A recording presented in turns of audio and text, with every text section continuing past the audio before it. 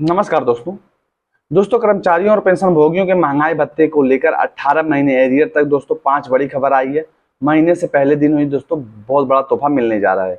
लोकसभा चुनाव अपनी समाप्ति की ओर है, जैसे तैसे नतीजे का समय नजदीक आ रहा है वैसे वैसे कर्मचारियों और पेंशन धारकों के मन में उत्सुकता बढ़ रही है। उसको उम्मीद है कि नई सरकार के गठन के बाद उनकी लंबित मांगे पूरी की जाएंगी। इसी बीच कर्मचारियों और पेंशन भोगियों के महंगाई भत्ता 18 महीने एरियर के साथ 5 बड़ी खबर आ चुकी है। तो चलिए एक एक करके सभी खबरों को जान लेते हैं। महंगाई भत्ता भुगतान में न हो देरी। सरकार पेंशन भोगियों के पेंशन के साथ महंगाई भत्ते का फायदा देती है, लेकिन राज्य के पेंशन भोगी उनकी बार बार यही शिकायत है कि उनको कभी भी समय पर महंगाई भत्ते का भुगतान नहीं किया जाता। आपकी जानकारी के लिए बता दूं कि जैसे ही केंद्र सरकार महंगाई भत्ते की बढ़ाने की घोषणा करती है, वैसे ही केंद्र सरकार के पेंशन भोगियों को अलग अलग अगले महीने से महंगाई भत्ता जो है वो बढ़कर मिल जाता है। लेकिन राज्य के पेंशन भोगियों को इसका फायदा तुरंत नहीं मिल पाता है। उनको मिलते मिलते काफी विलंब हो जाता है, कभी कभी तो 6 से 7 महीना भी लग जाता है। ऐसे में उसी को लेकर राज्य के पेंशन भोगी संगठनों ने बड़ी मांग की है कि जैसे केंद्र सरकार ने महंगाई भत्ता बढ़ाने का निर्देश जारी किया, वैसे ही राज्य के पेंशन भोगियों को भी इसका तुरंत फायदा मिलना चाहिए।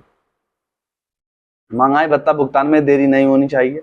महंगाई भत्ते को लेकर भेदभाव नहीं करना चाहिए। दीर्घायु ऐप का लाभ सभी पेंशन भोगियों को दिया जाए।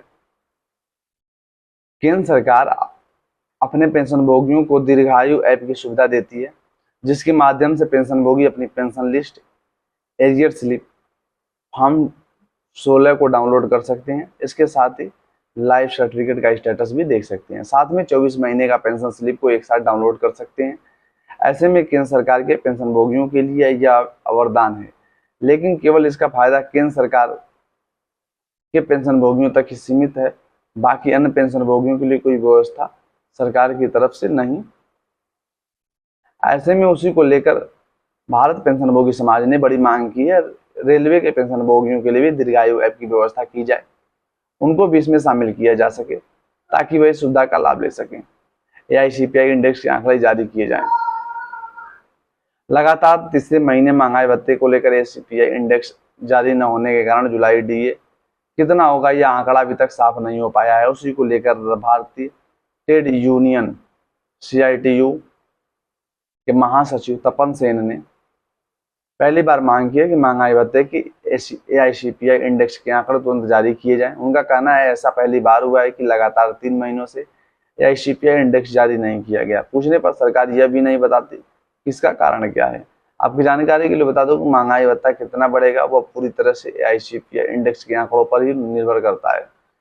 कुल 6 महीने के आंकड़े जनवरी से जून को मिलाकर महंगाई भत्ता तय किया जाता है, लेकिन फरवरी, मार्च और अप्रैल में लगातार 3 महीने से AICPI के आंकड़े जो है वो जारी नहीं किए गए, जिससे कि सरकार की मंशा पर भी सवाल उठ रहा है। चुनाव के बाद कर्मचारियों के साथ खेला होगा।